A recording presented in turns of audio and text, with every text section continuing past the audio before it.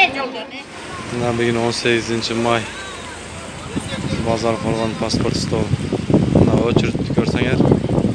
Bu yerda ellar 3 kun kutib o'tadi o'chirit. Bu yerda mashinalar qo'yib probka bo'lib o'tadi. Kichkina bir elga yordam qilib, bu nimalarni kabinetlar ko'paytirib qo'ysangiz yaxshi bo'lmoq. Bozor Qo'rg'on shahri. Assalomu alaykum. Mana Bozor Qo'rg'on. Gorod Bozor Qo'rg'on pasport stol. Mana o'chirit ko'rsangiz, odamlar 2 kun 3 kun yotadi o'chirit kutib.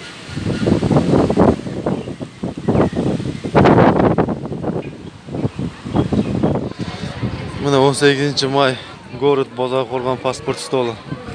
Mana o'chirit ko'rsangiz, elda 3 kun yotadi degan o'chirit kutib bu yerda. Mana ko'rsangiz, mana Gorod Bozor Qo'rg'on.